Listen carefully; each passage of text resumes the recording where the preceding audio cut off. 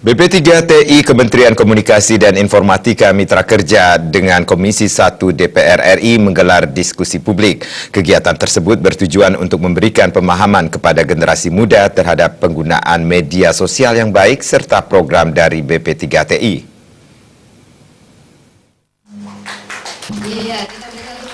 Balai Penyedia dan Pengelola Pembiayaan Telekomunikasi dan Informatika BP3TI, Kementerian Komunikasi dan Informatika Mitra Kerja, bekerjasama dengan Komisi 1 DPR RI, melaksanakan diskusi publik bertempat di Yayasan Pendidikan Ngurah Rai.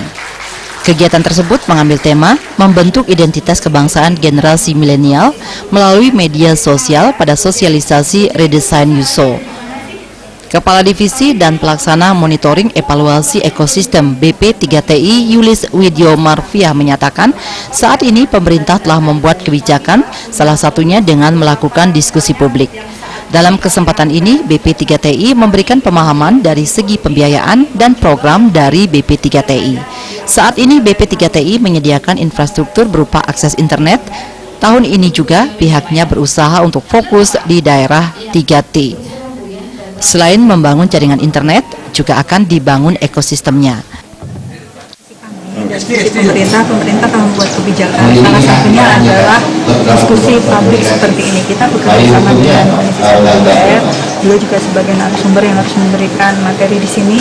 Dan dari sini kami adalah melakukan pembiayaan dan mencoba untuk sharing apa program BP3TI lakukan. Itu yang pertama, kita menyediakan infrastruktur. Infrastruktur berupa akses internetnya. Yang tahun ini kita itu berusaha berfokus di daerah 3T dan perbatasan sesuai dengan Perpres 131 tahun 2015. Kami membangun akses internet ini berdasarkan sinergi Kementerian Kominfo dan Wilayah. Di sini pun kita mengusulkan lewat Kementerian Pendidikan dan Kebudayaan atau mungkin lewat Pemda atau itu untuk membangun akses internet dari kami. Diskusi publik menyasar siswa SMP dan SMA. Anggota Komisi 1 DPR RI, Ana Agung Bagus Adi Mahendra Putra menyatakan, dengan diskusi publik ini, remaja sebagai generasi muda bisa menggunakan medsos dengan baik dan benar. Ada hal-hal yang sangat mendasar dalam berkomunikasi, ada payung hukum yang harus diperhatikan. Dalam melakukan komunikasi juga diatur oleh Undang-Undang 1945 Pasal 28F, yaitu hak berkomunikasi.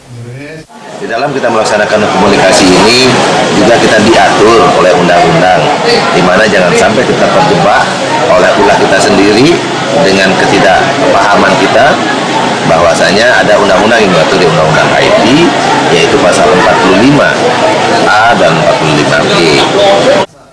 Saat melaksanakan komunikasi, jangan sampai terjebak dengan ketidakpahaman terhadap undang-undang yang mengatur komunikasi. Diskusi publik sangat bermanfaat untuk generasi muda, sehingga nantinya menggunakan media sosial dengan bijak dan paham terhadap program BP3TI, Kementerian Komunikasi dan Informatika. Agung Riah, Bali.